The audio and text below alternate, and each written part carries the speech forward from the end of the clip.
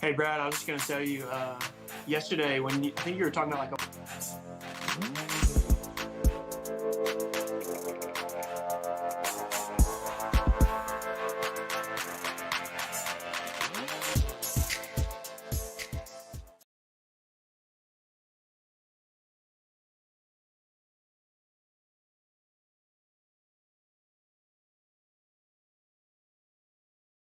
I've uh I've been getting pretty lucky this week, I'm not gonna lie. Like I have been um but just doing the homework really has just put me in the right the right mindset and just on the right track really. And it's just yeah, this week I was actually talking with my wife about that yesterday. Like it's just been crazy how like dead on the levels have been. But that just goes to show like how mechanical everything has been and everything is, you know. Because most times it we see like so many mechanical references throughout the day. Nancy Pelosi's on right now. Uh, I think we'll pass on that.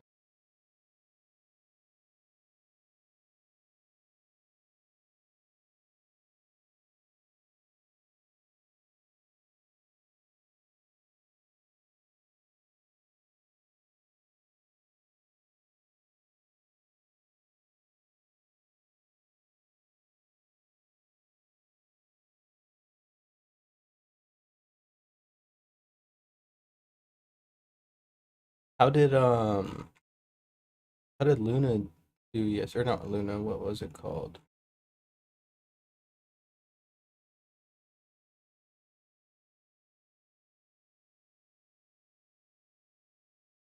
What were you guys looking at yesterday? Rune, I think, right?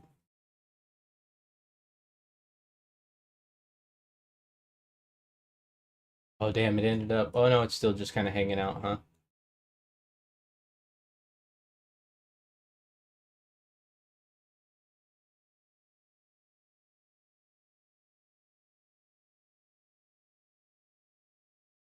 Excellent.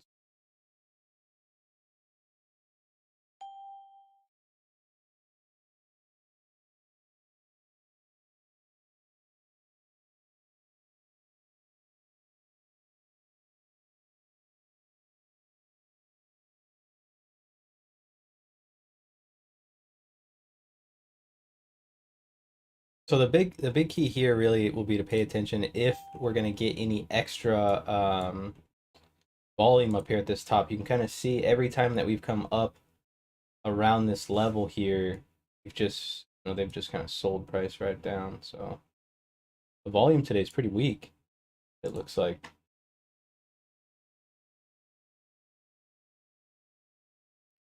Everybody's exhausted from yesterday. Yeah, yesterday was exhausting. Plus, it's getting Morning, on Trent. day. Yeah, today's the Irish Christmas, so don't forget about that. Happy St. Patrick's Day. The closest the Irish will ever get to Christmas, right? Put on that volume real quick.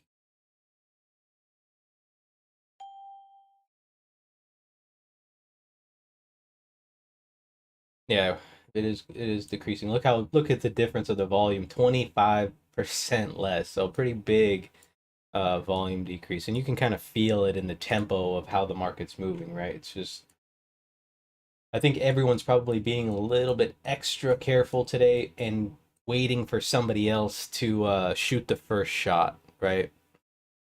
You know, definitely drinking some whiskey tonight. What do you got going? What kind of whiskey are we talking here?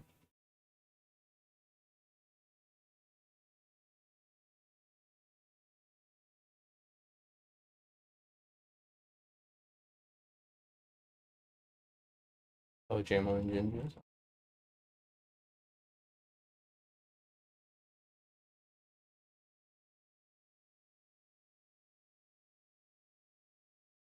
Here we go. We're gonna get above the spike here. Watch the volume up here. Look at this. 30 contracts on that last E high. There's just no follow through. I think everyone's just kind of scared, to be honest with you. Jameson, man. Yeah, I celebrate St. Patrick's Day the way that it was intended to be, with the green. You know what I mean?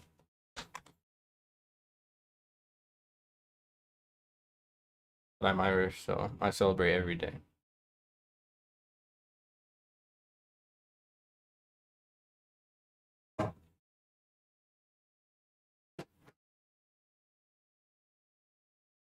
I watched that.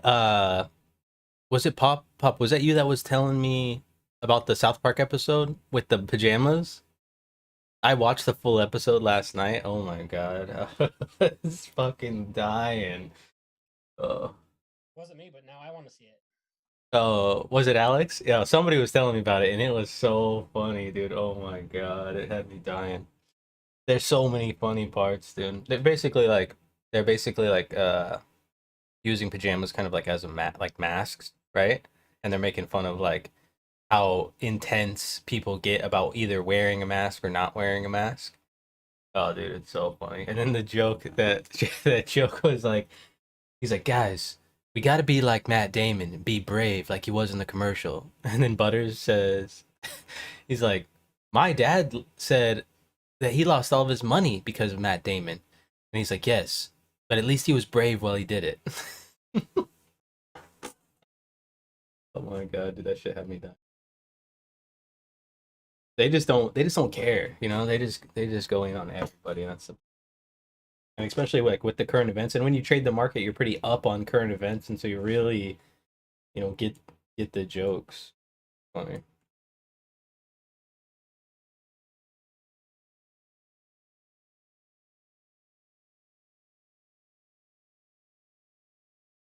Uh-oh.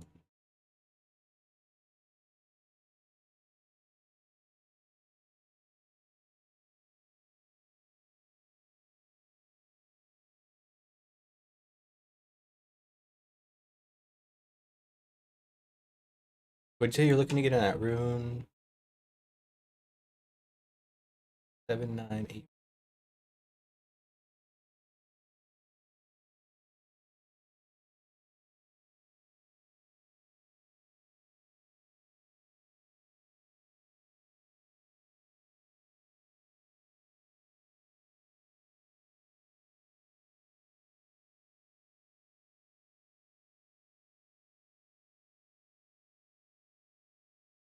I don't know if I'll trade it, but I'm definitely gonna watch it for sure.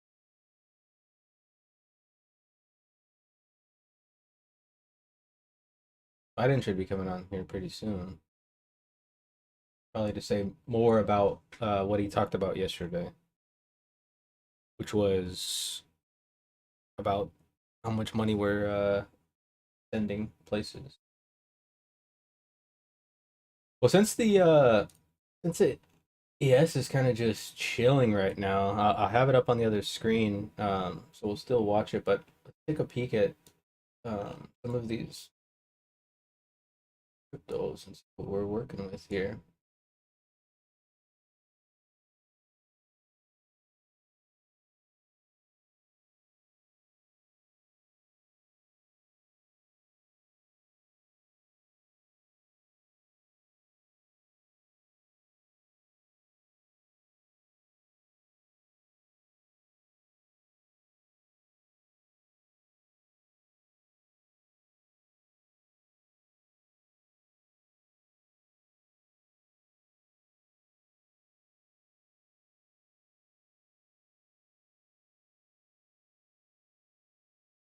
Another thing too, if we were looking at Bitcoin, that was what I was looking at.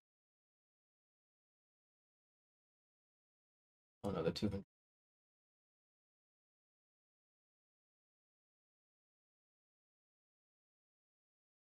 Oh, ETH is finally breaking out of this triangle that we were looking at yesterday as well. So if it can hold support, I know it came up yesterday, came right back down, held, right? Because we got off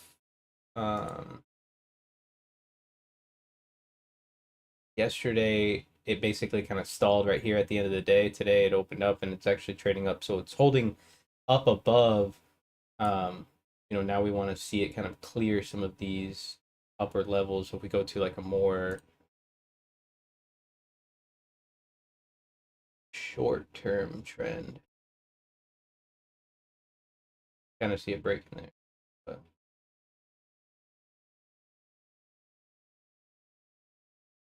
But so, I mean, you have, with the 200 being right above balance, it kind of makes sense, you know, for ETH to kind of travel up to there, because if you're thinking about people, you know, people are still selling or people are still trying to get short, which it really doesn't look like it if we take a peek at ETH, right? You know, this looks like an uptrend to me, right? We have a higher or a high, higher low, a higher high, a higher low. All right, so I know people are kind of like dead set on how crypto's going to zero, but it just doesn't look like that's the case.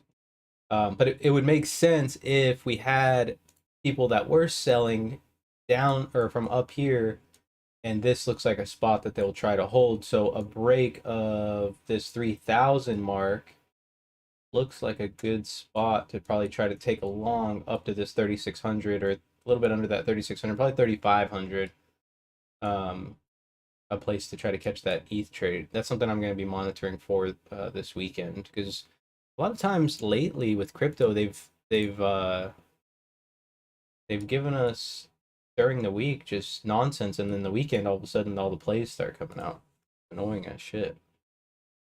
Let's take a peek at the 1 day. We can see AVAX really running away with it today. Sol, Chris Wahlberg's either gonna Luna.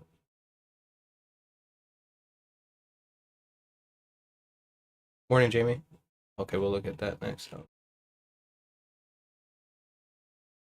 We can see AVAX is really winning, and Luna's actually kind of pulling back here, which is, you know, pretty decent. I don't know if there's some AVAX news that that kicked us on.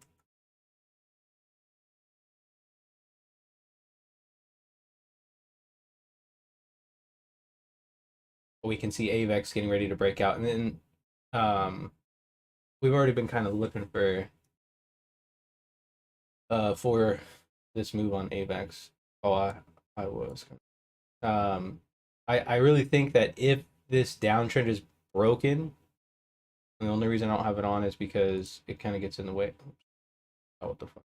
But the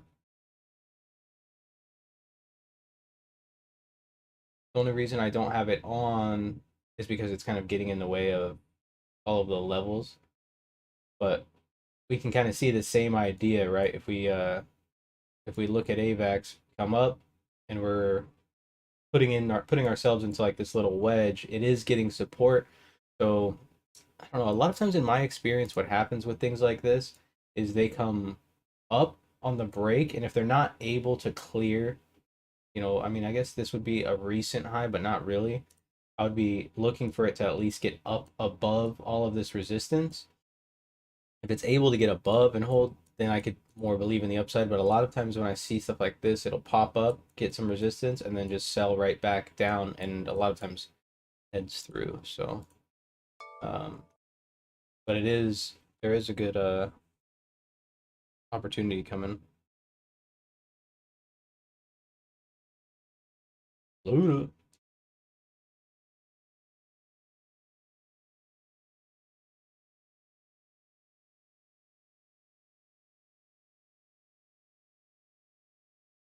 This looks like a head and shoulders. I mean, you can see here decent balance up top.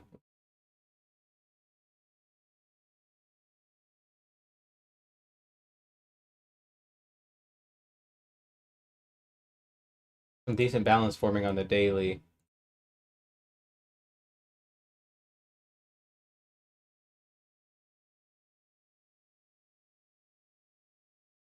Or high on the ES here. Getting a little bit of volume, but not able to take that C high.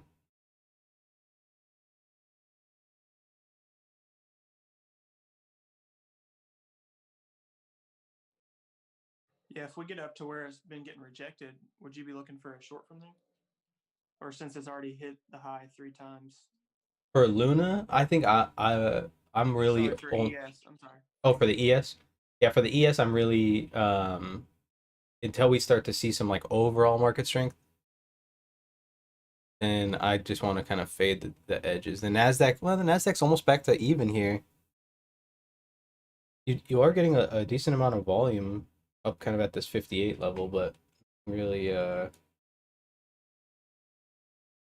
really amazing.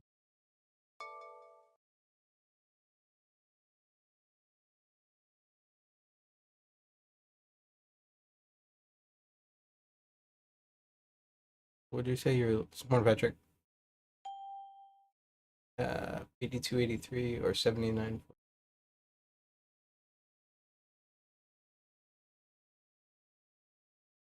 So you're looking, yeah, just like a fake breakdown, right?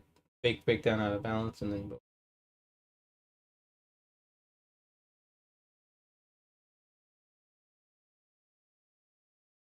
yeah, I mean Luna's just so strong lately that it's just you can catch it on the breakout. It can really run.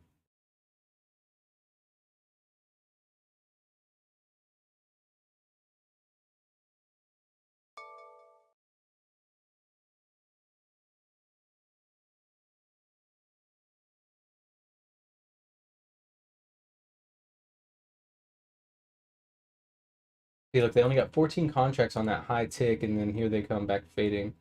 The key here will be to look to see if they hold the impulse, and that's above the spike here.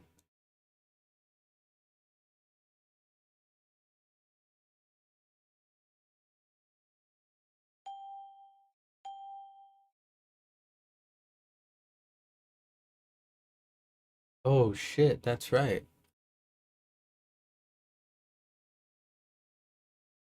Also, the euro closes actually not for an hour, well, like yeah, like an hour now because of daylight savings.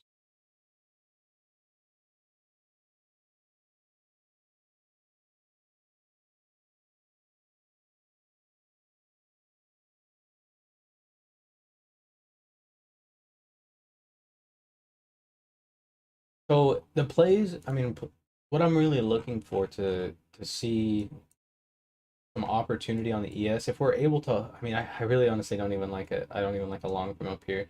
I'd much rather wait for a long from down in inside yesterday's range, but also, you know, this C low is pretty mechanical right to yesterday's value area high. It doesn't give me much confidence in either side really. Um, I do have kind of a negative bias just because I think I just think that people aren't really paying attention to what happened yesterday, right? We kind of had an opportunity to make a good decision and raise 50 basis points and didn't. And so basically what that's saying, if we look at this Fed fund.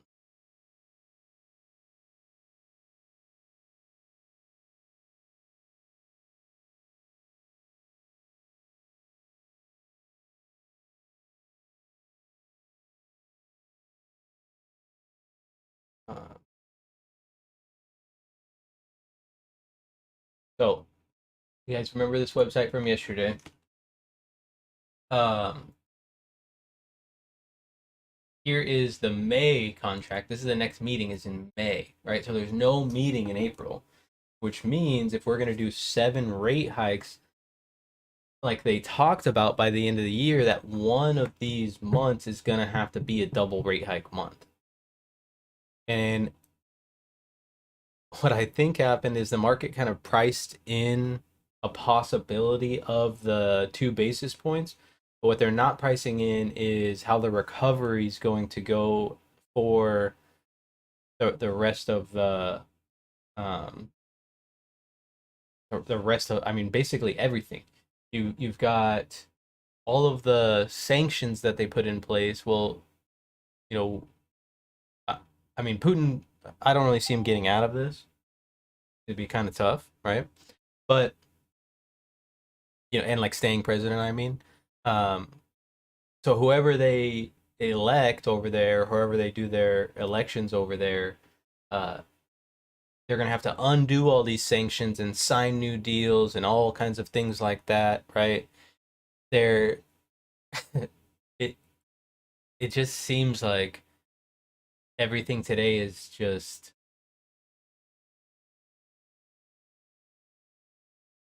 a little like a setup almost. You know what I mean? Like it seems like they're just like holding price up here today saying like, "Hey, buy it, buy it."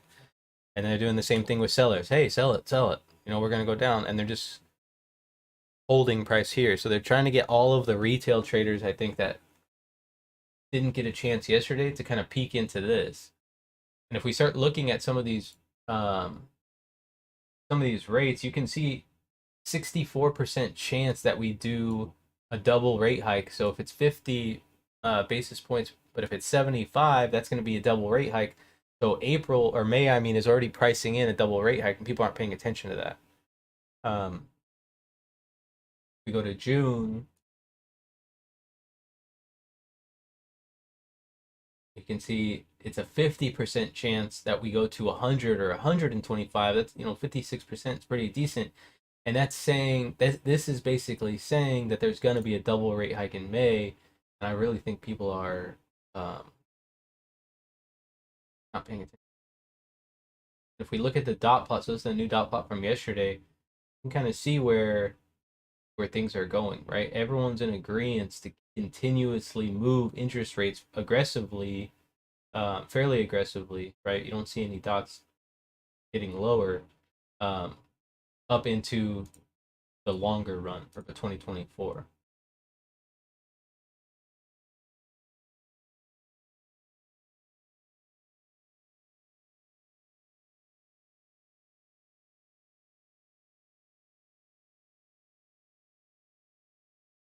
And what we can do to watch that is watch these federal. So watch this April contract. As long as it's holding up, I mean, I know this chart is just about as ugly as a chart can get. Even on a daily, it's not very pretty.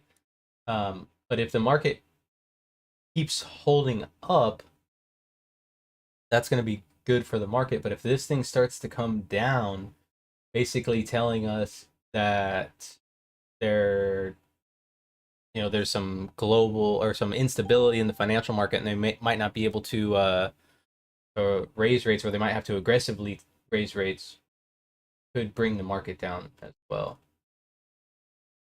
And we can see, since October, this thing started pricing in. You can see it started picking up steam in January and really started to fall off, same time as the market, right? Market rebounds a little bit and it's kind of holding. But if this thing really starts to sell down, it'll probably, that's it.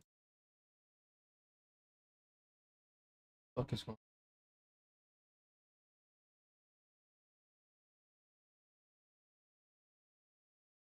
God, my keyboard's dead.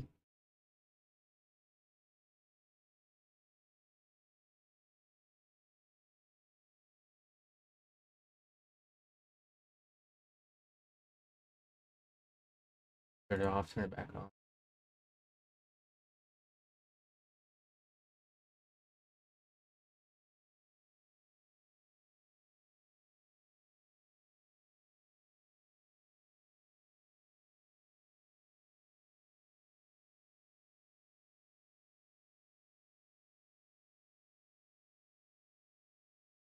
Oh shit, hang on, I gotta put this keyboard in, it's broken.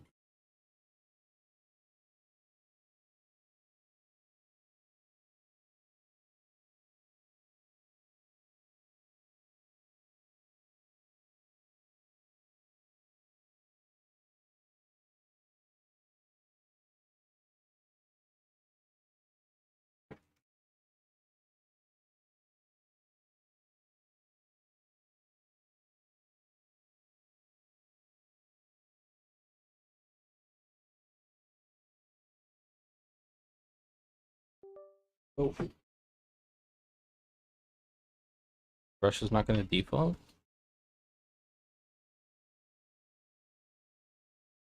There's a big thing today with Russia possibly defaulting because they have to pay back a debt in dollars, and they were trying to pay it back in ruples, and basically someone's like, if it's not in dollars, it's a fucking doesn't have not real.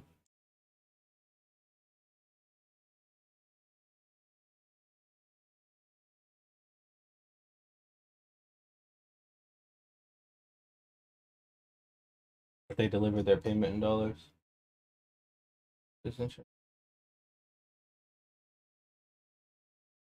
Probably some help out.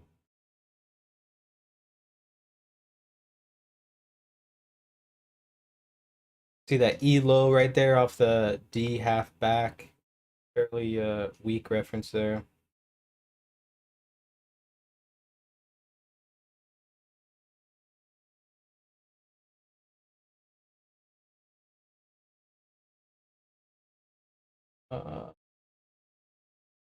So Oxy is also pumping up today too because of Warren Buffett bought into Oxy. Oxy's a petroleum company.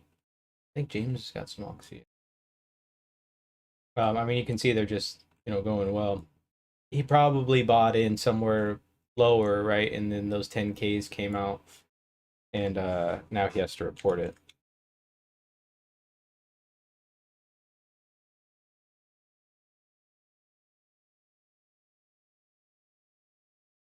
Yeah, like oil's up at I mean, it's up 8% today. It's up at 2.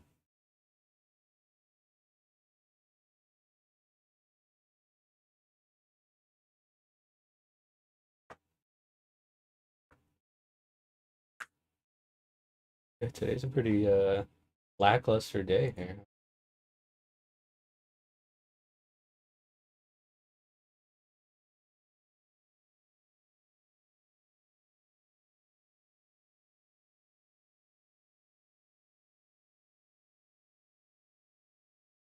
Pop, did you start reading that book, Thinking Fast and Slow?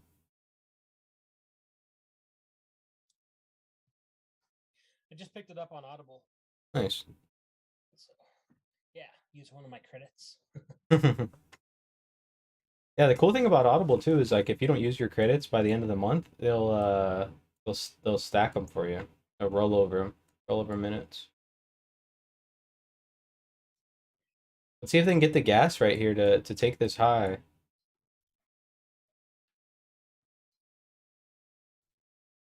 27, 71, 88, 113, 165.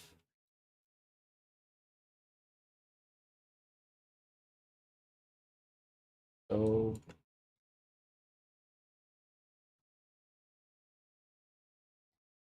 right up to that same exact tick, put some more bids on it, couldn't break it.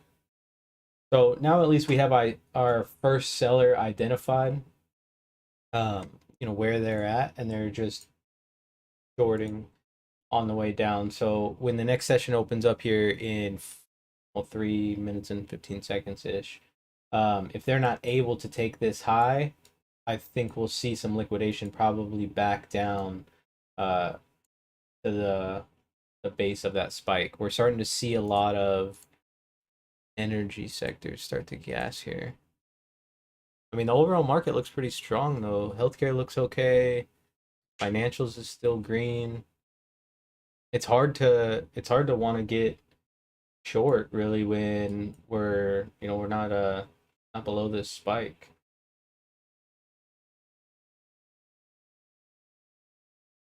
But the buying to me looks just weak, to be honest with you. I might try to fade this, guys. What's up, Luis? I'm gonna wait till this next session opens up. If they're not able to take the high, or if they're able to take this high by a couple of ticks, I think I might try a decent fade. Back down into that to take that E low.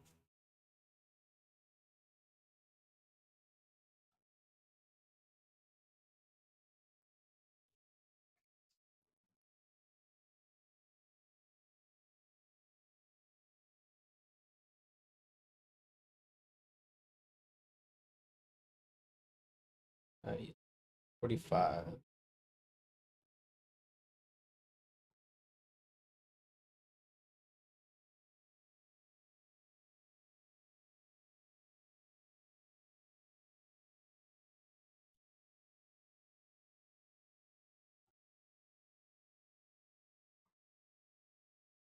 1 minute left.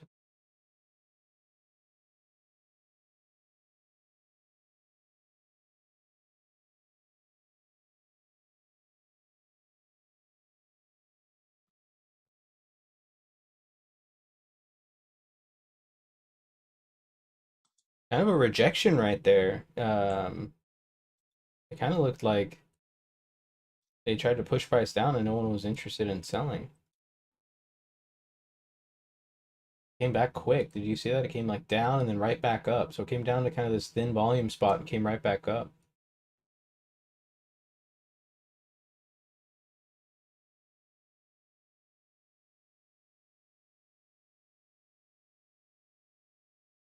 We're gonna need some sellers to be able to push.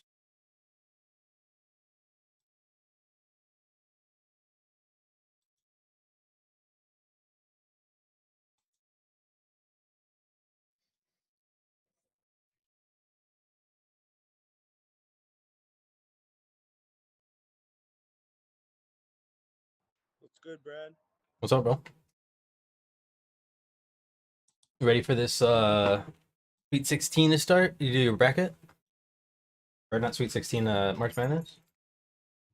Yeah, I don't really keep up with that no more. Oh, I mean, I really only keep up with March Madness because my wife's family does a bracket every year. But I just like to win that shit. So I like did a little bit of research, made my bracket. I think I watched picked- a lot of college ball in like high school and when I was in the military, kind of. That's kind of when I stopped watching because I was in Iraq, you know. Yeah, But just a little I bit really just more watch things. fighting nowadays. I love the UFC, man, and I like boxing as well. Yeah, I like both. I'm really anxious to see Tommy Fury fight. I wonder, if he's gonna be as good as his dad. His dad's a fucking legend. He's not going to be as good. His dad said if he lost to Jake Paul that he would have to change his last name and they would disown him. His dad's so funny, bro. Oh my god. So we got some trap sellers right there too. They tried to smash it back down again. You can see like when it goes back down into that thin volume area, so that F low went down there and then just popped right back up. So it does look like there is some sellers trying it here, and if they're not able to push price uh, back into that spike, back into yesterday's range, probably take the high. I would like to try to fade this just because I think it does look kind of weak. Um,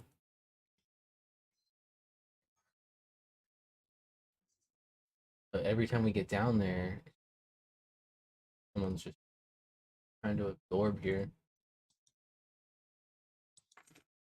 I'm glad those two orders that were on the Dom for a while are just fucking gone. Yeah, both sides do look weak on the ES, yeah.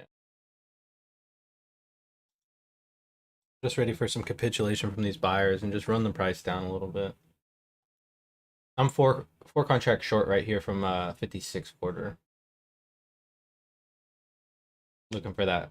I got my first take profit on that 50, and then I'm looking for the 45, like we talked about.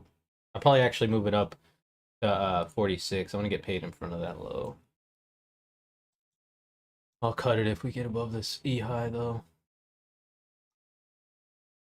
Look at all the volume coming in. They could really just run this thing either way. I think if you're in a trade here, you could just keep it tight. A lot of things hitting the highs right here though. Tick is pulling back a little bit. Nasdaq's still ugly, which tells me there's weakness in tech, which is what led the way up yesterday. Go ahead, you can do it. Good, good. See, there's no extra down here though. There's no selling. This is just liquidation. This is just people just getting out of long trades.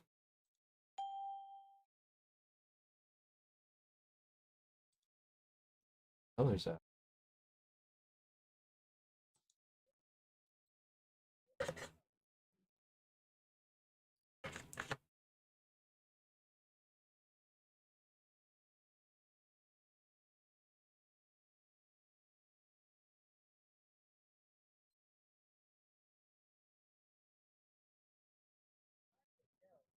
He'll follow through. Come on. Oh.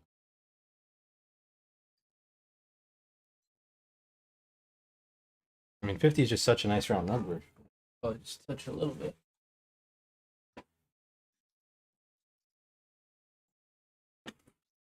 Yeah, the range today, Tommy, is super small. Yeah, and I mean a fairly balanced profile when you look at it. I mean, kind of shaping up to look a little bit like a P, but with excess on the top. But it depends. If we just keep getting this, it will start to form a P, and that'll be indicative of short covering from all the longs yesterday, and that can tell us, a lot of times weakness in the market unless it starts to elongate, right? So we get above this F, or get above this F high or this E high. I flattened that trade, guys. I'm not going to sit through all that. Once we got below the spike and failed, I said, but if F is able to take it, might be able to try it again though. If they can hold this below this 55, that's kind of where the trouble was at last time. But I mean, look, another weak low, right? Mechanical low, mechanical low. But yeah, so if F can take this high, we can start to elongate this P, and that can start that short covering rally, and that's when things start to trend.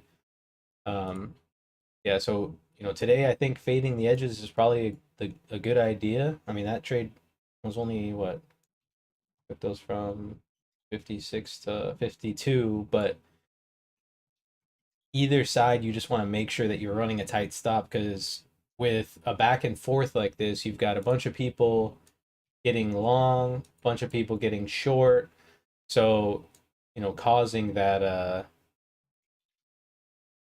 like bottlenecking, I guess you would call it, right? And then eventually once this bottleneck breaks to whatever side it breaks to, that's what normally causes these kind of big moves. I don't see the volume supporting any big move to the upside right now, especially Apple's down 0.5%. Microsoft's actually been leading this move back down. As you can see, Microsoft's back down in yesterday's value area. Apple's still, still kind of hanging out above yesterday's value area. I know it's hard to see on the. Really wish you could get rid of the overnight session here. Does anyone know how to do that to not have overnight on this? Look at it. Oh,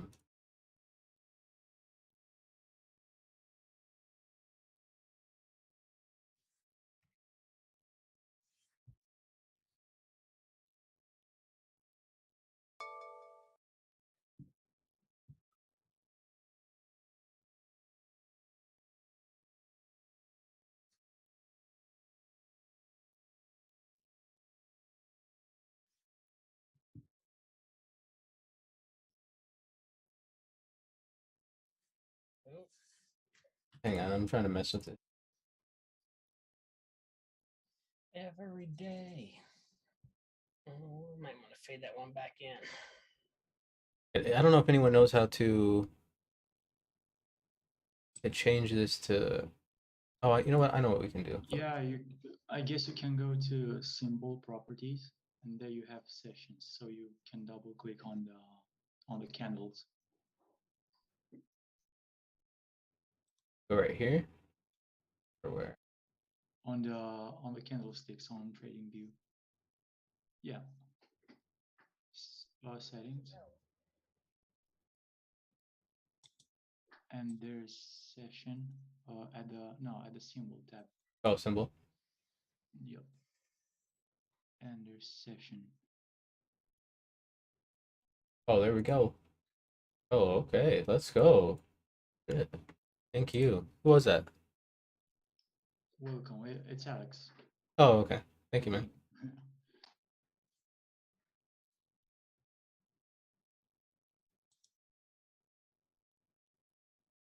Okay, so we can see Apple's kind of hanging above yesterday's value area, or yesterday's well, I mean really above yesterday's value area.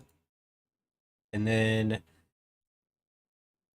Nvidia starting to look weak, right? And this was kind of the leader yesterday. So as Nvidia, if Nvidia continues to spend time inside yesterday's value area, right? Good odds that we spend below. There is a gap below, and that weekly VWAP's kind of right at the bottom. Another one that I'm watching today too that was really strong yesterday is JP Morgan. If JP Morgan, right, we're seeing it stay above yesterday's value, but if it starts to get back inside yesterday's value area, there's a big gap below weekly VWAPs down there. And you see that F took that C high finally, but then didn't get enough follow through. A lot more strength though compared to when E came up, right? Look at 190 contracts trading on that high tick.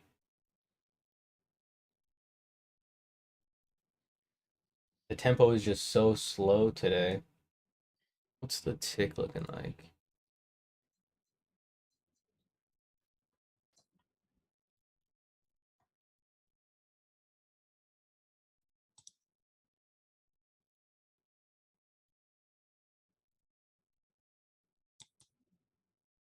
If you look here too, when the market's going up, so this is unweighted, right? This is the New York Stock Exchange, and then we've got the weighted S&P. You know, there is some buying coming in the weighted S&P. You see the buying continuously coming in here as we're getting towards the high, but most of the buying is in, you know, less weighted sectors. So that's kind of a divergent. Apple's starting to pick up a little bit of steam to the downside though.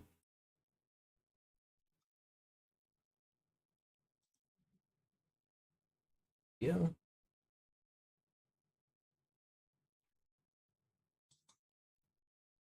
Bouncing back pretty quick.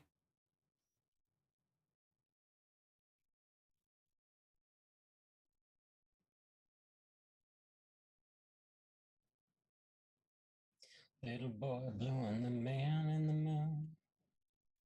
Yeah, see the big winner today, energy, and look who's lagging. Okay.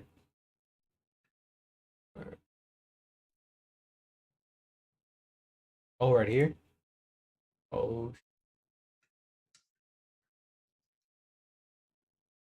I didn't know you could do that. Oh, that's money.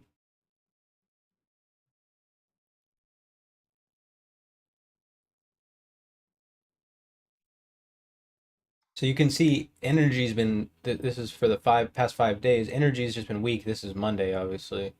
14th. Was the 14th Monday? Yeah. Yeah. So this is Monday. That's why we had that big drop off. So energy for the week has been kind of weak. We had this rally this week, Monday and Tuesday, right?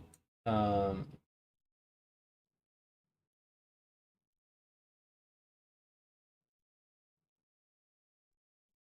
here's Monday. Down here, we had all of that liquidation, right? People just taking profit. Got this what seemed like a P profile with that late day break, and then another day yesterday with a huge break, opening up on the gap in the Fed meeting. So we really just been kind of rallying all week, but you see today everything is kind of chilling out, right? Even XLK, XLP, so XLRE is real estate, XLE is energy, XLB is what is XLB? You would think it'd be banks, but it's not. I need to make a cheat sheet for this.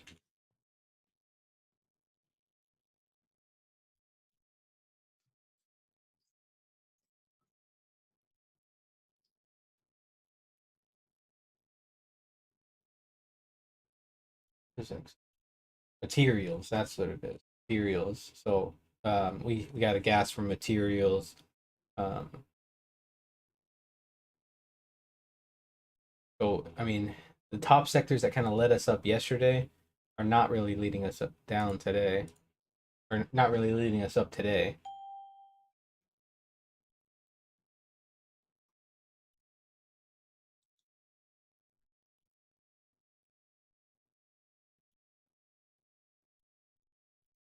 But we are starting to form a lot of value above yesterday's high, right? So that tells us, I mean, that the upside is looking pretty decent. And today, I mean, honestly, buying pullbacks would have been the way to go.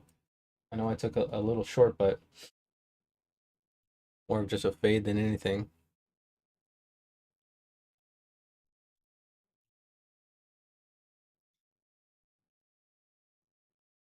I need to put, okay, my bad. I'm feeling it today. So.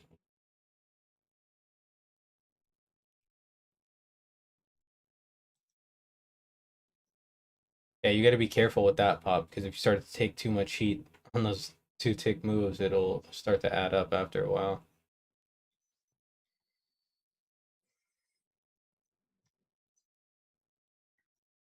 Was sold in?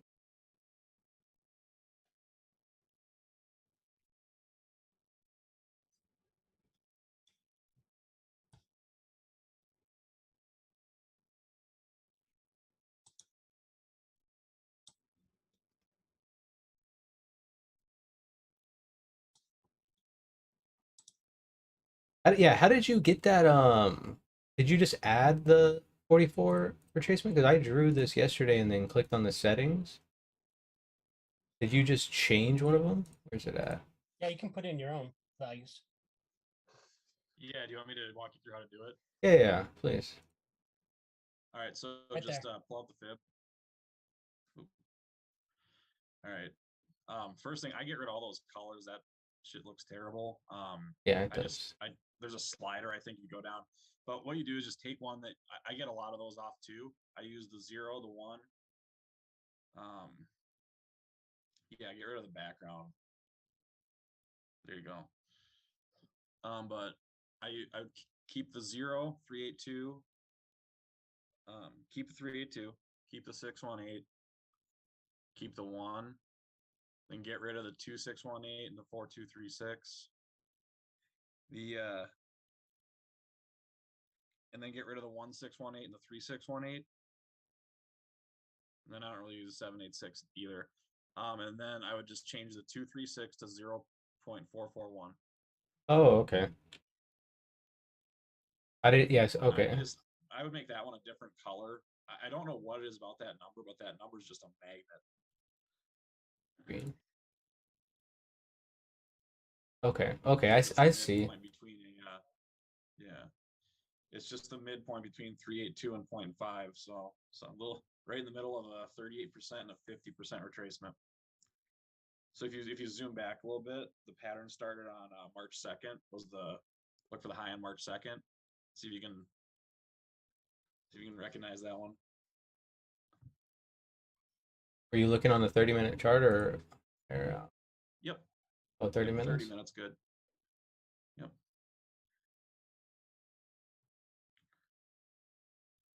You could probably see it on up to like a 2-hour. So Is it this one? down a little bit further, Elliott wave correction, ABC. Okay, here we go. A little bit of this. That, and so you looked for here, right? This was your buy, or your buy signal would be here. So the buy signal, yeah, it's that bottom of A. And that right. This is a pretty standard how one of these play out.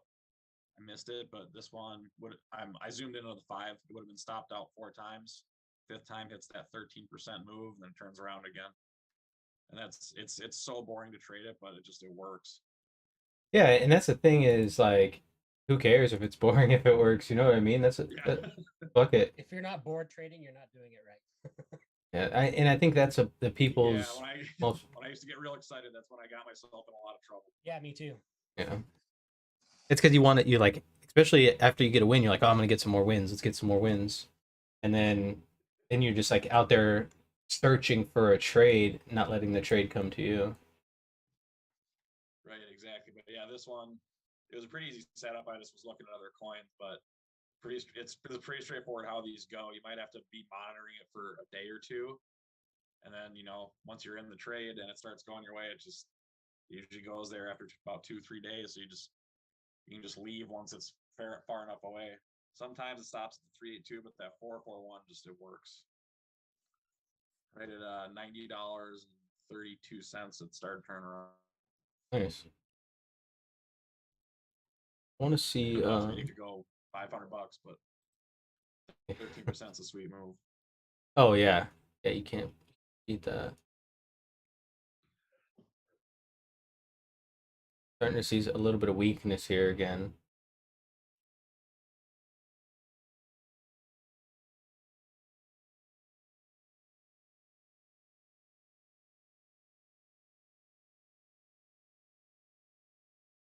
Oh yeah, it's earnings season.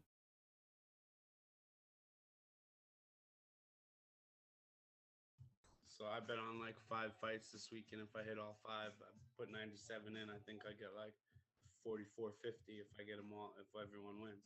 Hell yeah. Yeah. Did you guys see that bet?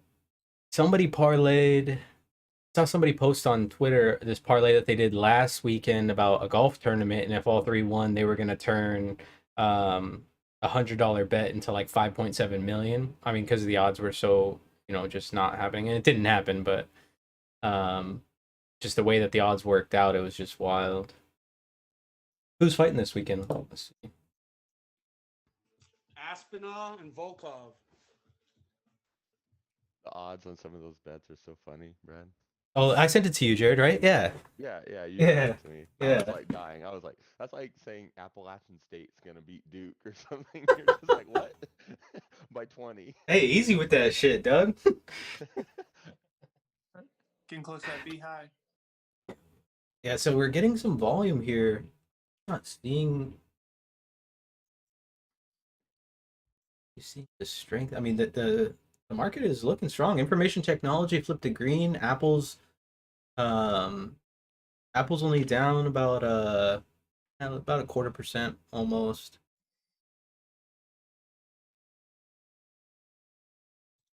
Oh, you know what I wanted?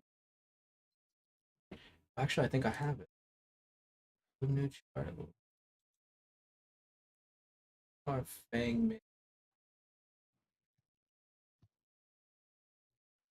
I have most of the energy sector here.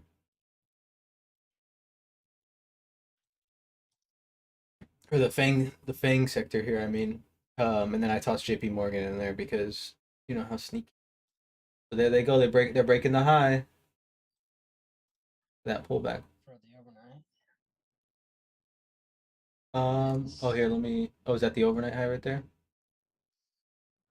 Oh. This is where it comes crashing down. Yeah, just look for some volume for continuation. Let me put the overnight profile back in there.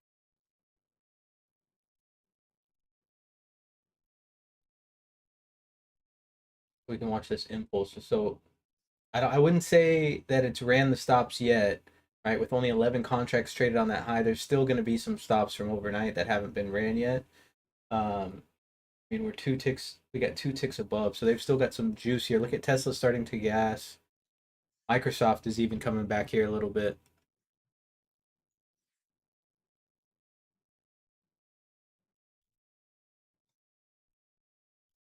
Google's trying.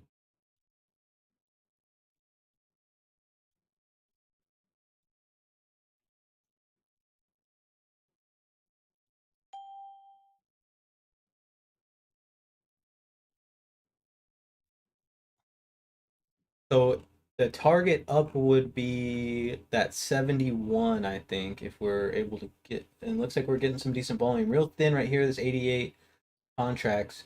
But if it's able to get some volume and continue to the upside, that target is probably going to be that 71. And then above that, I mean, there's really not much resistance up to like 77 to that, say a 77, 80 level after that.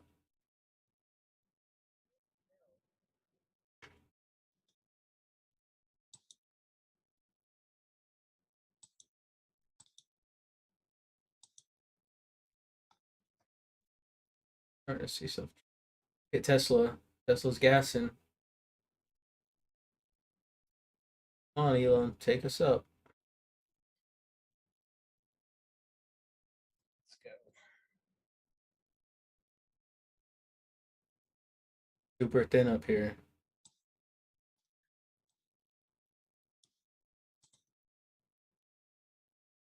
There's some interest up here, though.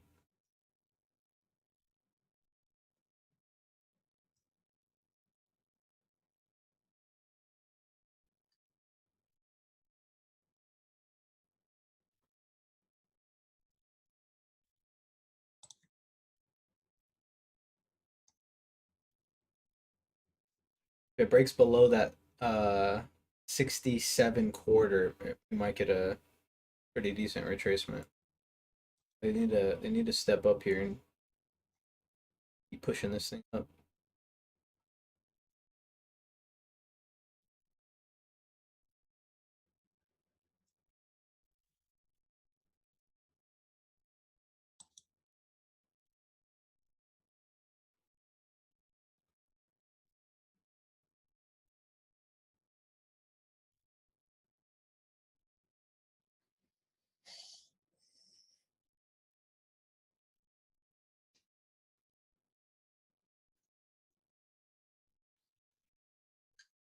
Hey, for me, it's not something I want to close so bad. How much time do we get till the next period? 5 minutes.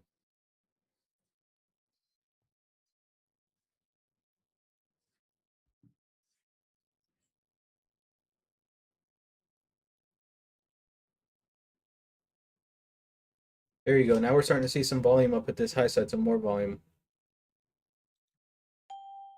Yeah, they're pushing it.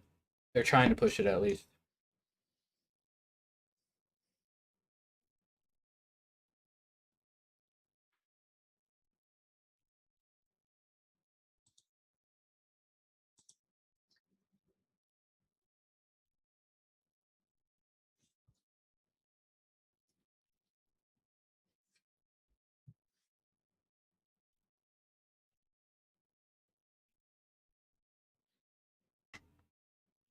That 91 contracts at the top. I mean, it still looks like they're interested. They're just not, no follow through. Remember what I said? If we get below that 67.50, you could see a little capitulation. They're buying it there though. See that little bounce right up as soon as we kind of tapped it?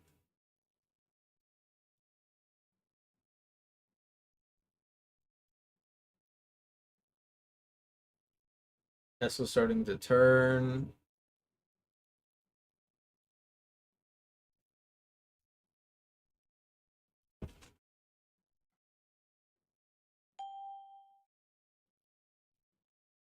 But watch this 67.50, right? The volume's really thin right here. 7 right here. Kind of where it gets, I guess right above it gets pretty thin too, but right there is kind of where the buyers were able to push the price up from. That was that break of that Globex high.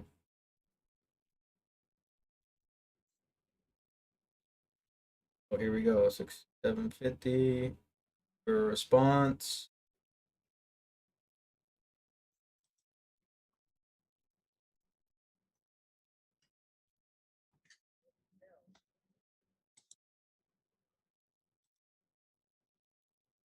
Order filled. Who is that?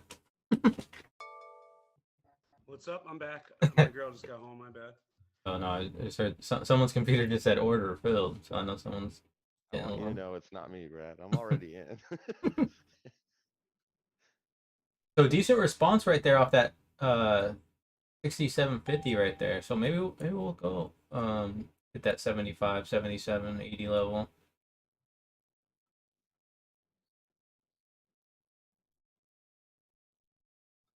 Gotta hold above that 6750 or else it's just gonna fucking puke, I think. It was just so thin on that way up. Gotta protect it.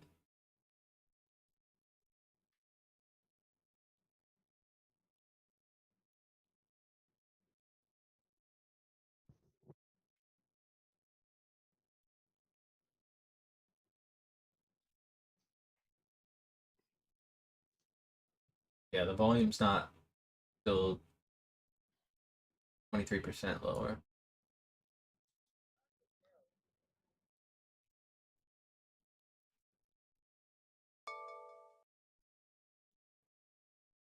Still holding above.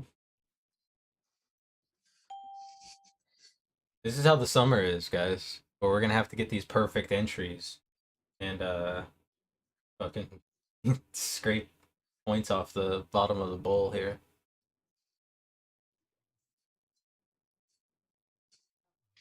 There we go. There's a 71 and it just came right back down off that 71. If someone got paid there. Next level up 77.50. Still some decent buying here, but not that the little pop right there was just a stop run. Yeah, there's only 10 contracts traded at the top. That was just a little stop run there.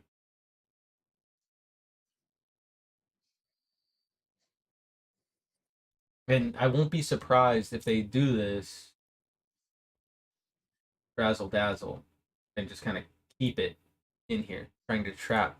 Remember, there's $1 billion worth of options that expire tomorrow. And if I was a seller of premium that expired tomorrow, I'd be wanting the market to not do anything as well.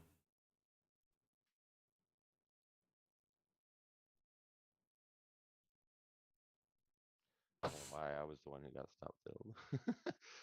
I tried to short up there, and I only took like what one point of heat and got stopped out. I was running a tight stop, but I was trying to short from up there. I mean, there's still an opportunity to fade from up here. I mean, we just have some single prints now, so we've got to watch to see if this distribution fills. Really thin volume, right? We see an 88 down there. The key is at 67.50. I actually got filled long on 67 quarter. Had a pretty good fill. It was a resting order though, so when it came down, it just snagged me and came back up.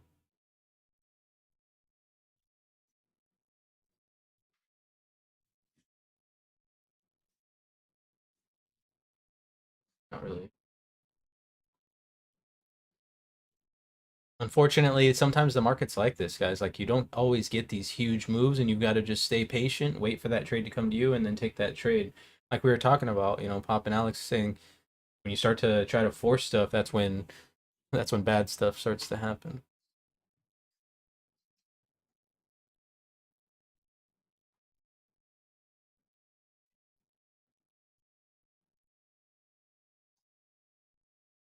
Here comes that 67.50 level again. Let's watch and see if it holds.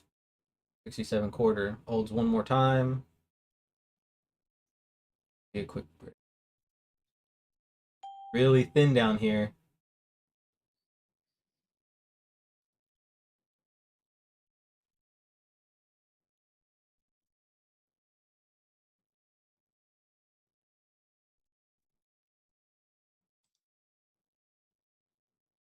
Starting to see a little bit of volume accumulate down here, though. This thing might get this.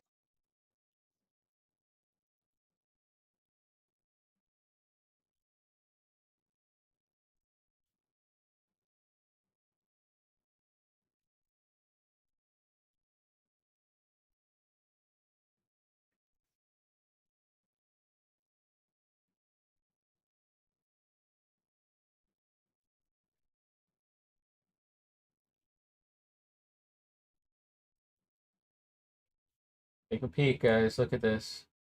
Uh-oh. Starting to get above that upper trend, or trying its hardest, at least.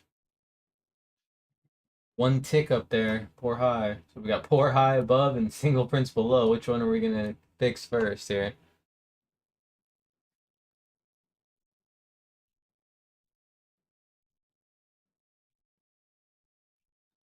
Starting to see some of the buying cool off too.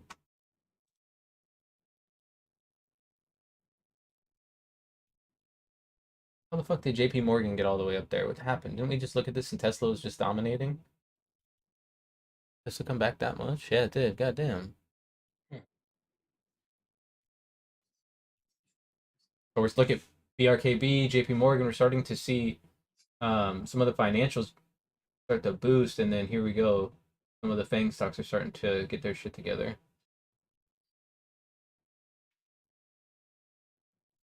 Dude, this thing's saying Apple's up 50. Half a percent.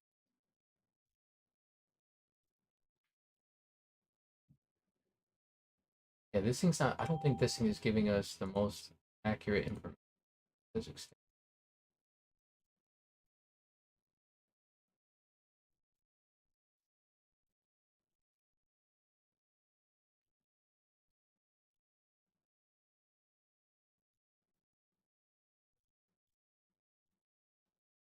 Okay, this thing's fucking. It's broken. We're not using it. Doesn't work. All of a sudden, Netflix and Tesla are back at the top. What's going on?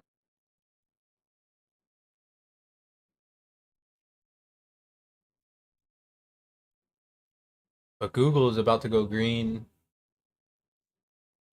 Nvidia's looking so.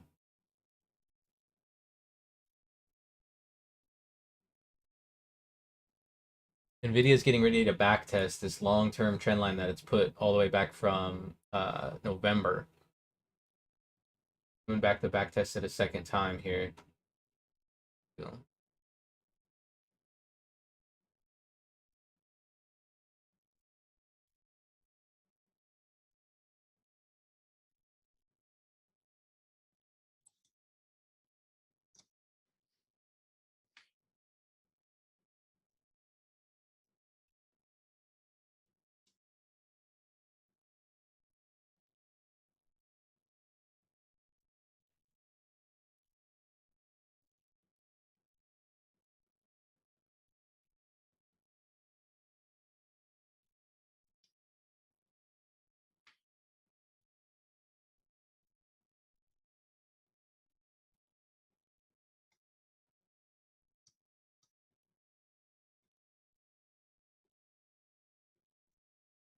Luis, are you going for Allen or Hooker tomorrow?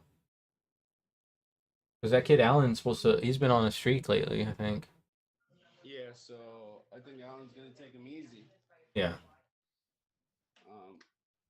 I'll probably bet that right before the fight. The lines aren't bad on that. Hold on, let me check real quick. Gunnar Nelson's fighting tomorrow too. I know, dude. He hasn't fought since that big muscular dude broke his chest. Yeah, I don't know. Some people just never hang it up. What's his name? Is fighting soon too. The Korean Zombie. He's been fighting for 20 years, maybe longer. Been fighting for a long time. He's fighting for the belt against Volk. Yeah, yeah, he just looked into that. He's gonna get his ass whooped, I think. He normally gets his ass whooped on title. He's not a title fighter.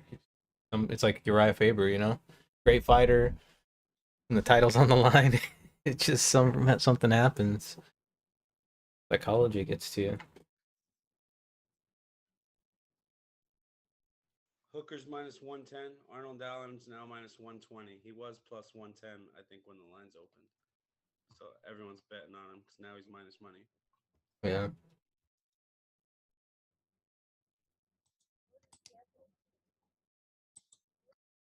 You see Drake bet 275,000 on Masvidal and lose. Dumbass.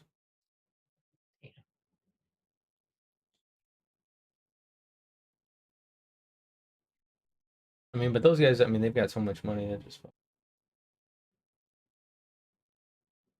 Masvidal was a huge underdog, though, too, wasn't he? That was more of just kind of like a shot in a prayer that Masvidal landed that right hand. That's the thing about certain guys you never know, or like they're hard to pick fights because I mean all it takes is just one sometimes and then fucking boom, that's it. Lights out. I think it's way easier to trade the Bitcoin market than to pick a fight and see who's going to win. Yeah. Yeah, I'm not a big I'm not a big sports bettor at all because I get so hard to not be biased. And then especially when you start setting up parlays and stuff and you're like, well, fuck, if I pick this guy, my odds go up here. I'm just pick him anyways. Maybe he'll win.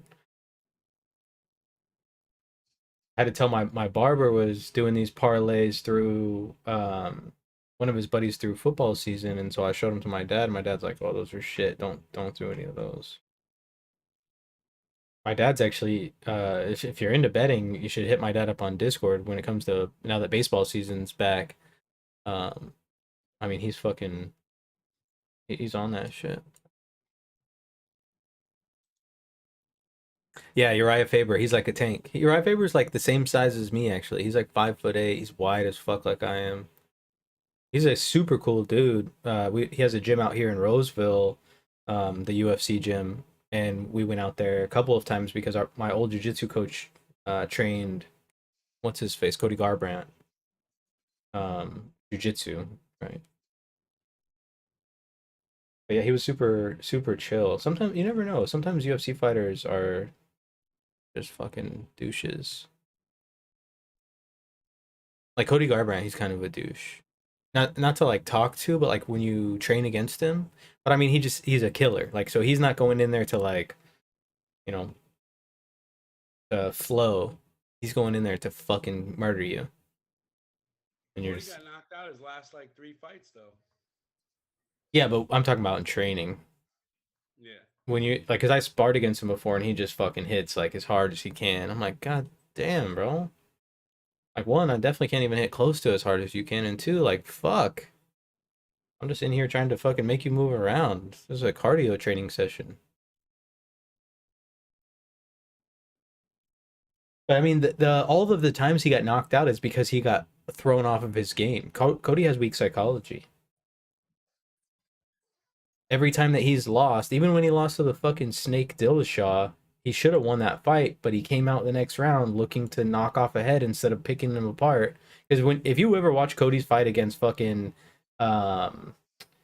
what's that fucking dude with that weird ass fight style?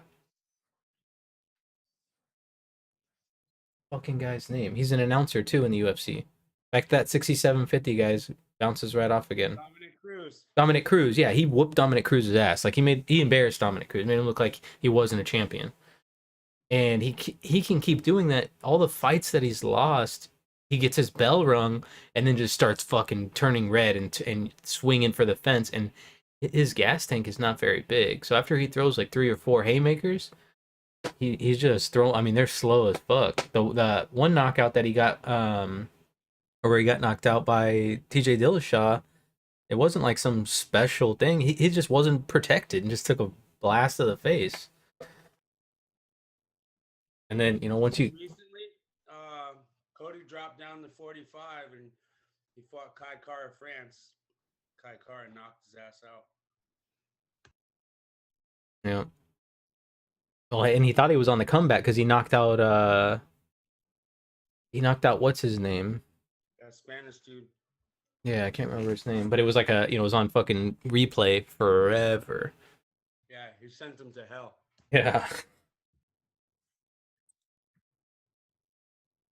But he was losing that fight, honestly. He kind of looked like tired, and then all of a sudden just boom, fucking put him down. Like 1 second left in the round too. Yeah.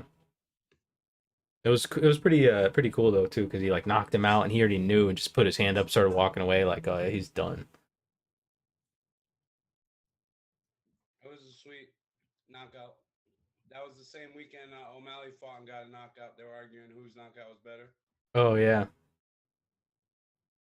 I really like Sean O'Malley. I just wish that his fucking ankles weren't so goddamn weak. He's like Steph Curry.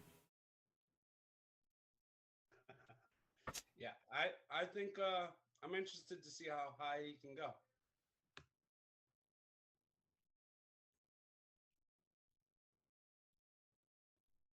That one guy that he fought, was it that same weekend? No, I don't think he knocked him out. He beat the shit out of somebody for like 15 minutes. Broke his hand. Chris Muccino. Yeah, oh my god, that was a battle. That guy just got knocked out last weekend. Again, Muccino. I mean, he basically got like 4 or 5 knockouts against like O'Malley. Like he just didn't go out. That was like a SpongeBob commercial. Like, how many times do we have to teach this old man a lesson? And That's what happens when you're too tough for your own good, yo. Yeah.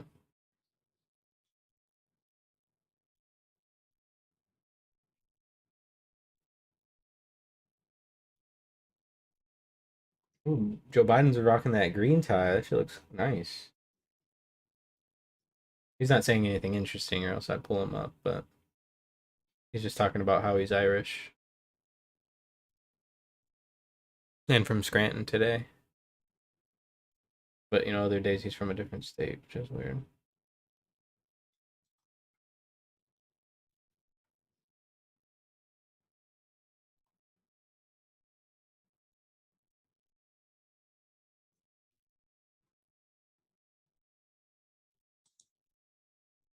Mick Biden.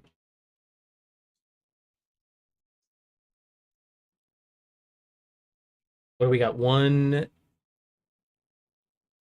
Oh no, the London close already happened 9:30, 15 minutes ago. So that might have been what gave us a little bit of gas. You had all these shorts unwind from the London session and popped us up here. If we're going to put volume up here, we need to continue to get continuation, or else retracement is probably in store. But, you know, with the way that we're going, the upside is the right side here. Opportunity on both sides, really. Still fairly rotational.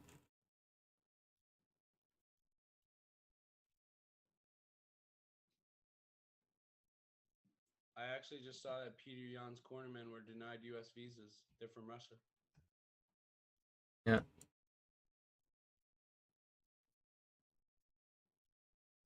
That's just unfortunate. Like, that's just racist, basically. You know what I mean? Like, who gives a fuck if they're Russian? Yeah, they got him last time he fought, but now he's not getting. They're not getting him. Yeah, that's true, Alex. Nick and Nate both are just, yeah. You know, there was a sports science on Nick about how it was so hard to knock him out because some fluid that he has from how hard he trains, like, makes it. I mean, I don't know. There was some science thing about it, about why the reason is, and it's because he does. I mean, those Diaz brothers, they're vegan and they do like ultra Ironmans, like not just a regular Ironman. They do like the 3X Ironman or whatever they're called.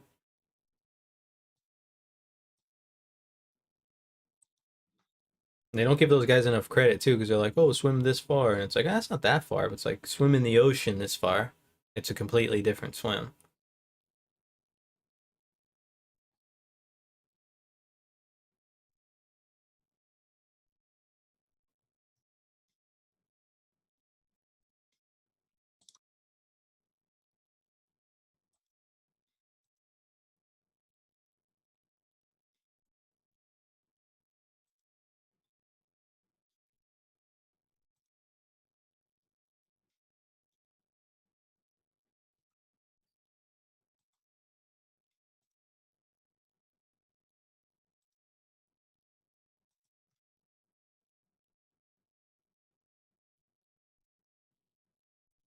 Damn, dude, we're just gridlocked up here, huh? Yep. Yeah, it's been like this pretty much all day. Pretty fucking boring. There was some decent trades early on, but nothing really crazy. Like I said, I think today is just a trap on both sides. You know, I'm not surprised that they able to take some top, and I bet that we got a lot of people pouring into calls here, especially with how green the market looks. Right, we see pretty much every sector is looking green.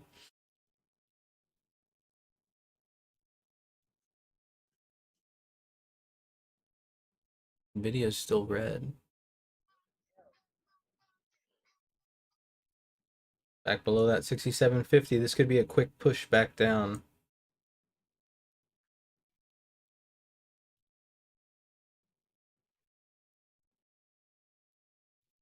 Kind of thin though, coming down right here.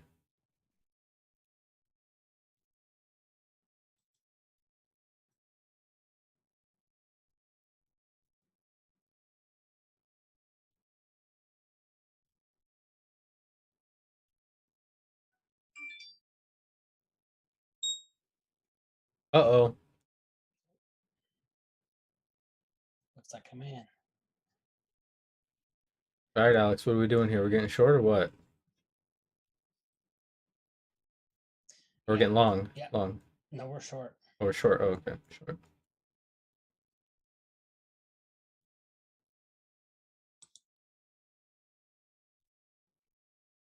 And we're looking for this here. About this thing. Where's the, is it from this move down here, right? Or Yeah. what? Okay.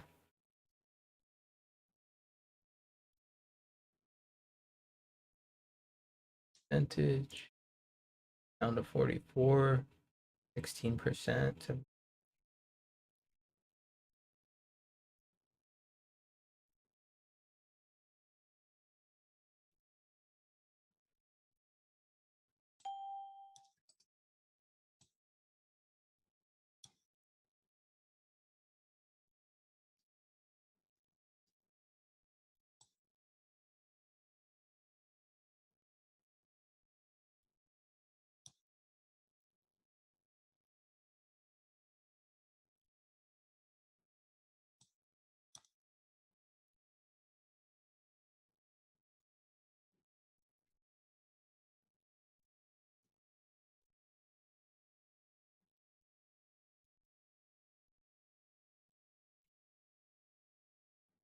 659 is the target.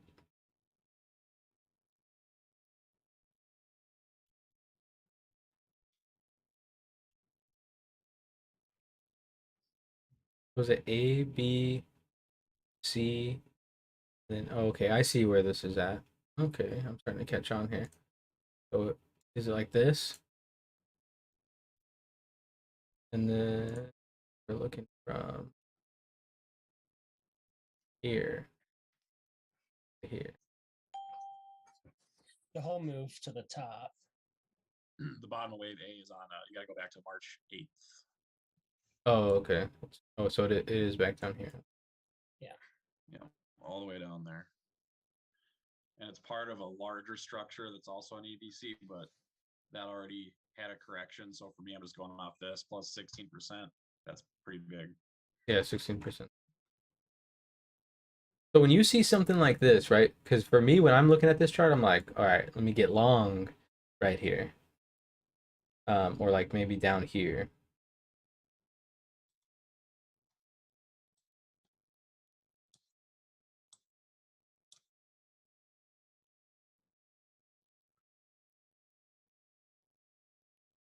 Right, like I would be looking, I guess that's perfect, right? Because that's kind of, you said 650. Nice support resistance flip right there. Same thing happened down here too. So yeah, when you're looking at something like this, Alex, are you just, I mean, you're really just playing your trade, but are you taking into account like other supports and stuff? Pattern just because I play my pattern just because the pattern on these altcoins it does the same thing so frequently Right. that it's like on a long trade, like where you're gonna take profit. I mean, you probably go back and maybe find old resistance or something, but Right. it's just crazy being able to find a take profit that's correct and that's like to the penny, and that usually price turns around at. So catching a nice chunk of a move there, but I mean, I can trade off support and resistance, but I always have a hard time figuring out when to pay myself. No, I'm saying like so let's say if our move was actually like down here somewhere, right? Let's say your 44 was like right there. Sure. As it starts to come down close to this previous support, are you starting to tighten that stop a little bit? Or are you really just patient waiting for it to hit? Well, whenever I take profit early. Yeah, I remember you saying. I mean, well, of course you always remember those ones. So, it depends on the size of the move, and it just depends on like how bullish or how bearish something has been. If it's extremely bullish like Rune has been, what I'm going to do on this one is my final take profit is that 659. but I'm also Okay. going to use the 38.2% retracement to probably remove 75% of the trade. And then I'll set a stop loss at like maybe a 10% move. That'll still get me take out 75% of the trade at roughly 13% profit. And, you know, just give it a little room to breathe. But, you know, that's the only way I really am messing with the stop loss, because, you know, I've changed my stop loss to 0.5% once it's in profit, then it gets hit and I fall asleep during the time and I wouldn't have got stopped out. It just, Oh yeah, that's the it worst. changes my math too. So I really do try my best to stick with it, but you know, I was getting anxious holding trades for a couple days sometimes. Yeah, I could feel it. Yeah, usually the way these play out is sometimes it goes straight through. So, you know, I want it to either go straight through or just completely say nope and just go up so I don't have to even think about entering again. Worst case is if it consolidates, that can be pretty painful the way I do this. Right. You know, again, the average is get stopped out 3-4 times, hit the target.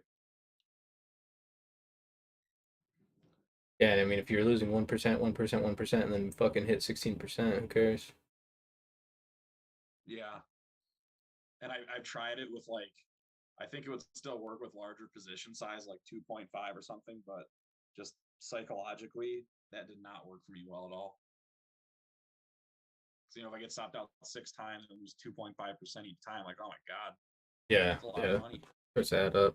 I'm like, screw this. I got to turn my computer off and walk away. This keeps me in it.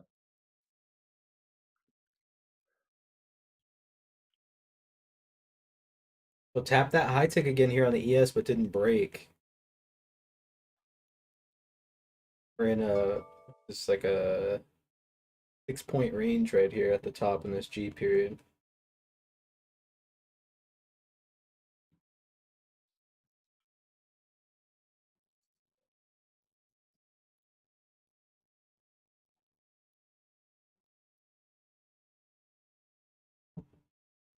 One extra.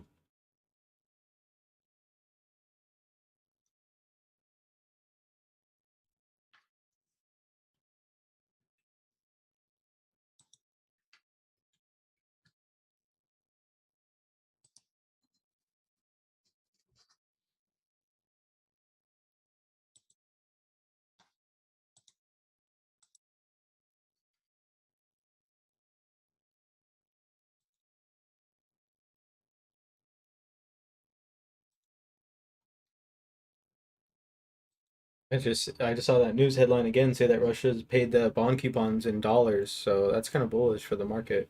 Everyone thought they were going to default, and a major country defaulting on debt would be, you know, kind of scary for the market, but somehow they were able to come up with those dollars.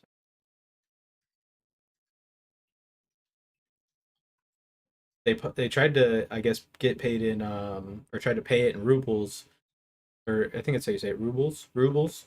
Um and I guess they were like, no. They were just going to print a bunch of rubles and then give it to them.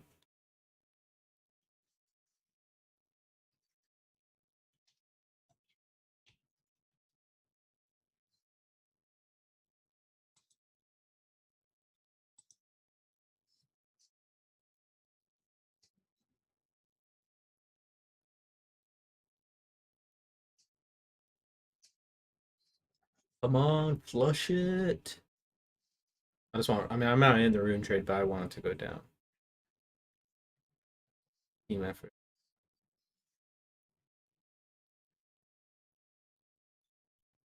Glad to know I'm not the only one, Brad. I'm like, come on, just flush.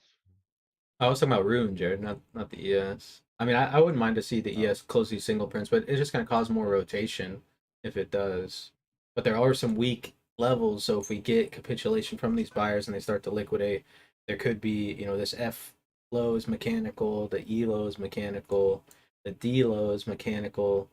So there's definitely opportunity to the downside, but until we get back really below this F low, just rotation pretty much.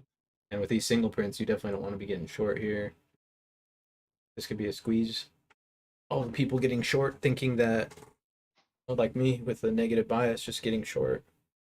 That's another thing too, guys. It's okay to have a bias. Don't try to tell yourself like, oh, I don't want to have any bias at all. It's okay to have a bias. You just got to make sure that you recognize it.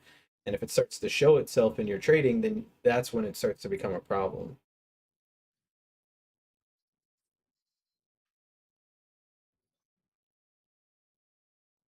That's why it's kind of important to have that line in the sand, I think, to kind of tell you like, okay, if it comes below this level, then that's the level that I want to really not be looking to get in the opposite direction or above, depends on the situation, I guess.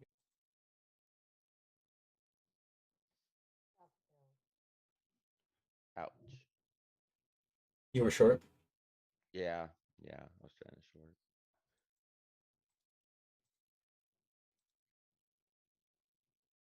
short. Yeah, you were short with us.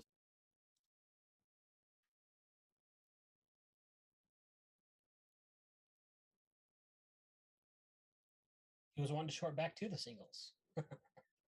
Yeah, I mean, it's not a bad trade to fade. Just you want to let it. You want to see some stops get run, and then boom, try to get in there right then to to fade it. And then remember when you're fading, obviously we're one time framing from C D E F G. We're one time framing basically off of the low. Um, it's tough to try to fade that. And if you are going to fade it, you want to be looking for 2 points max on some of these fade trades because there's just not much resistance up here. There's really not. If we if we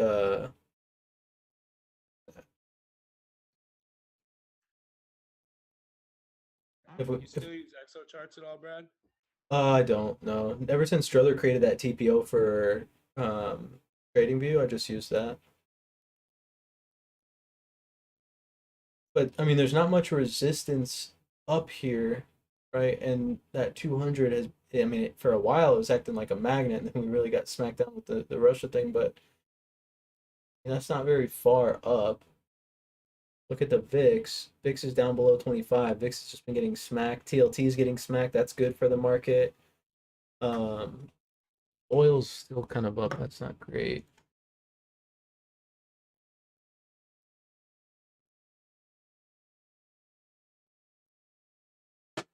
Fed funds are still down. They're kind of trying to hold it here. Somebody's getting filled. Scared for sure.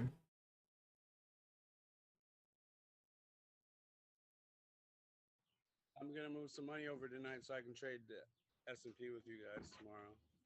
Nice. Tomorrow should be a fun day to trade too with options expiry. We might see some moves. Look at the VIX here. The VIX is really coming down off those highs. But still an uptrend.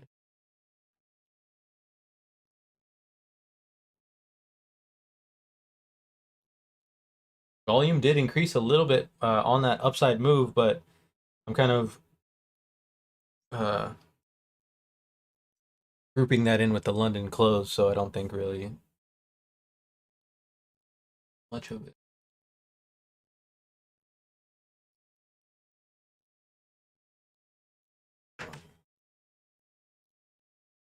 Hello? Hi.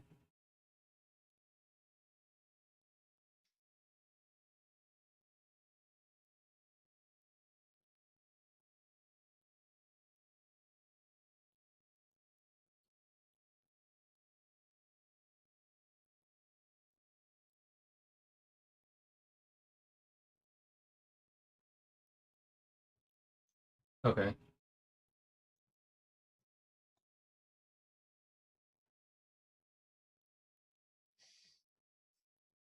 Yeah, I don't care. He just needs a cover for it.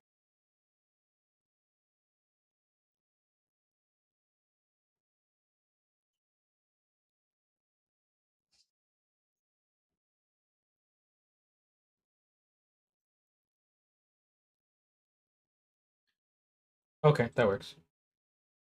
Thank you. Bye.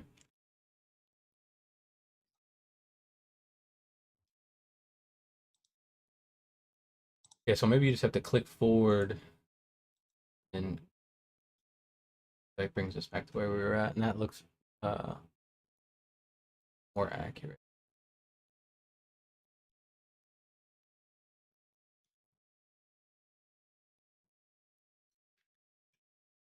Pullbacks on the VIX with the simultaneous rise. Also, the VIX is negatively or inversely correlated with the market. So typically, when we see the VIX come down, we should see the market go up because this is kind of monitoring how many puts are being bought. We can tell not a lot of puts being bought today, right? Or even the past 3 days. And the past 3 days, we pretty much ran up. So it's pretty much, speaking in truth. The big thing with the VIX breaking down is if the VIX breaks down, a lot of the fear goes away and it gives a lot of opportunity to the upside. I mean, you can see basically since the beginning of the year, here's 1.3, right? We set that all-time high on 1.4, came up pretty high, came back down, came up pretty high. Now we're coming back down. So yeah, there's no real way to know if it's really just corrective, but what we're looking for is continuation of the VIX to the downside, right? Like if the market keeps going up and the VIX keeps going up, well, something's not adding up in that situation, right? Because why is the market going up if everyone's buying puts? And one thing that does make me nervous about yesterday is if you guys looked at the trade view, there were some big sell orders yesterday, big equity sell orders yesterday in Apple and Amazon right at the end of the day. The Amazon one was like over $1 billion. Yeah. So it seems kind of big. And I think the Apple trade was like 200 million. I don't have the trade view up right now, but it was a pretty big size trade at the end of the day. And typically, if we're going to see continuation, we want to see buying into the end of the day, right? Strength into the end of the day, especially on an up day like we had yesterday, right? But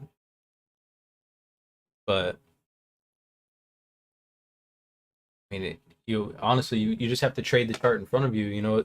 Like I said, I do have a negative bias, and I kind of still think that tomorrow could be similar to what Wednesday was like, with a kind of just a wash and rinse as market makers try to slap the market around to kill some premium that they owe. But you'd really just have to kind of trade the chart in front of us. Right now, the chart's telling us it's going up. The VIX is going down. The overall market's going up, right? We see some of our top stocks here, all starting to turn green. Google's green. It's just Microsoft, but Microsoft was down about 1.5%, less than 1% now. Apple's starting to pick up a little bit, so.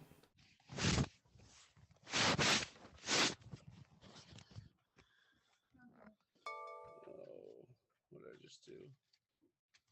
Turn your camera on, trying to show off that beard. That's what it Hey, was. Lewis. No worries. I must have. Like, what the fuck?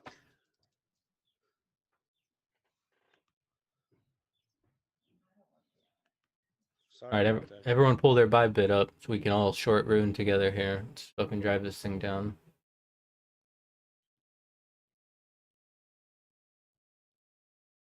Structurally speaking, like this is just not sustainable, right? So even if we don't trade down to it today, tomorrow, the next day, at some point, I imagine that the market will come back here and try to fill this in.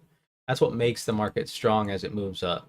If we were to look at, let's switch this real quick. I want to look at daily.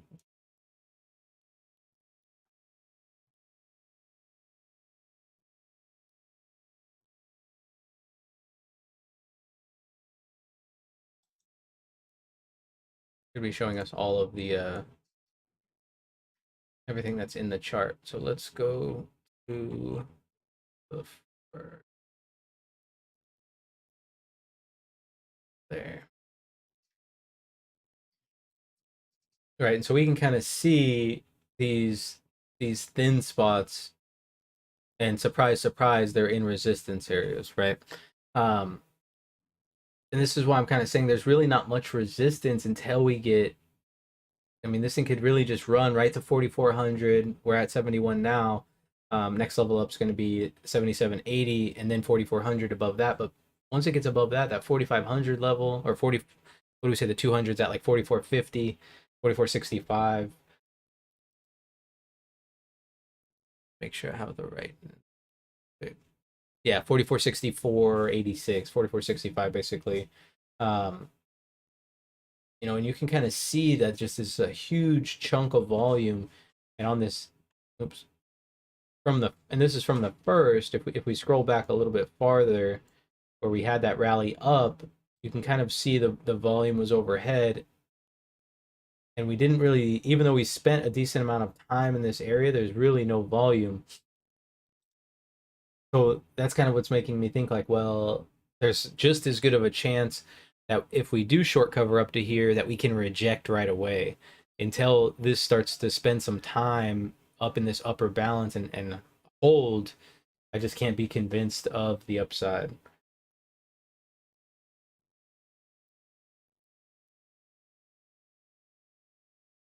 Especially with, I don't know, especially with earnings coming up too. And then if Powell double hikes, I mean, we could really catch some downside, honestly.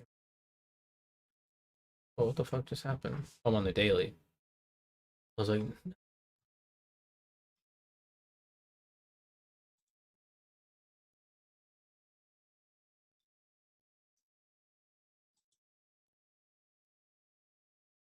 you getting ready to go? You look nice. No. Go next. Oh, you're gonna go next week? Oh, okay. Don't have it. Yeah, Sacramento sucks too. I was just on my.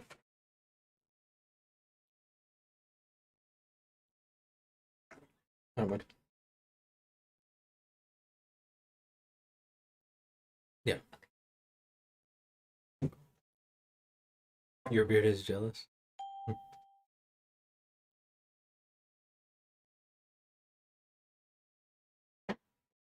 You dripped a bunch of super glue.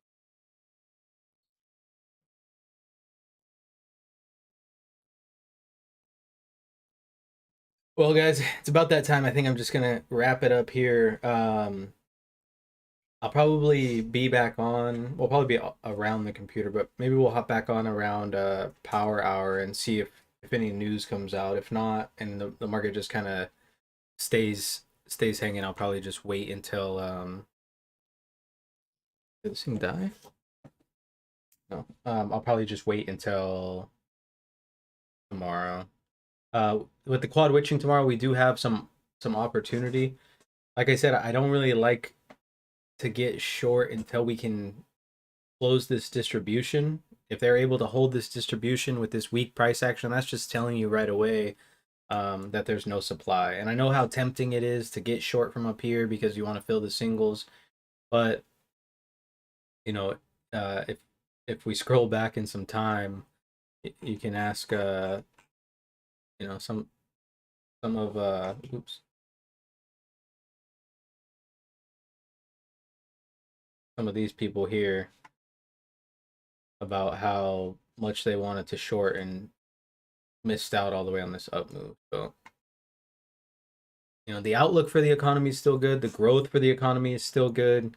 It's just, I don't think that the economy is weighing the situation that's going to happen after, with all of the commodities and materials and everything kind of going crazy. I mean, if you look at some of these, you